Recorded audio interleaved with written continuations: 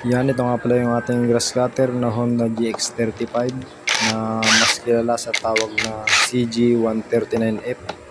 Ito nga pala yung clone ng Honda grass cutter. Bali, tuturo ko nga pala sa inyo kung paano magbaklas ng flywheel niya. Kasi yung iba nagtatanong sa akin, ay yung palaging tanong sa akin yung paano raw magbaklas ng flywheel. Ngayon, tuturo ko sa inyo yung tamang pagbabaklas para hindi kayo mahirapan. Saka hindi po natin kailangan ng puller para baklasin po yan. Papakita ko po sa inyo yung technique sa pagbabaklas ng flywheel. Nakikita po ninyo yung flywheel. Bali kasi ito, in-overhaul ko to. Kumbaga isningit ko lang dito sa video. Ginawan ko rin ang video yung pagbaklas na kanyang flywheel.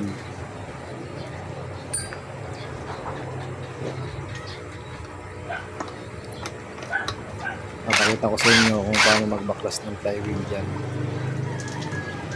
Yung mga binaklas pala ninyo mga tornilyo, pag samasamahin ninyo kung saan parts ng binaklas para hindi kayo mahirapan susunod na pagbalik ninyo. Papakita ko sa inyo yung tamang pagbabaklas.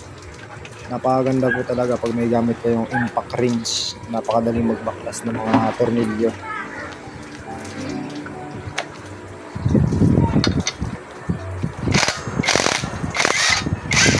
Napakasimple lang nyo. Wala nang kailangan puller. Tapos may dalawang washer po yan. Kailangan huwag nyo kakalimutan yan. Balik nyo sa pinagtanggalan. Ayan, pinalik ko dyan.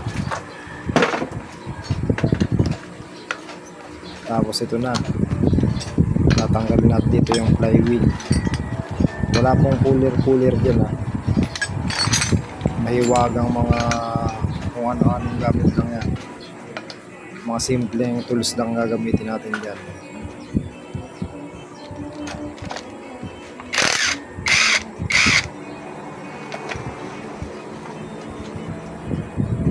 Yan.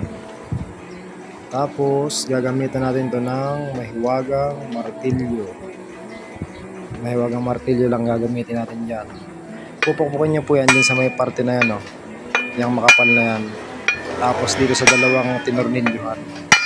Huwag kayong pupukpok sa may sa may gilid na manipis. Kagaya nyo, manipis nun. Yan, pupukpok kayo dyan sa mga kapal. Yung pagpukpok nyo nga pala dyan, may konting diin yan. Pero ingat pa rin na. Baka mabasag naman ninyo kung sobrang lakas naman ng pukpok. Yung tamang-tama lang. Yan, hanggang dito na nga lang pala ang video natin mga master. Maraming salamat sa mga nanood. Huwag kalimutan mag-like and share. Pakisubscribe na rin para laging updated.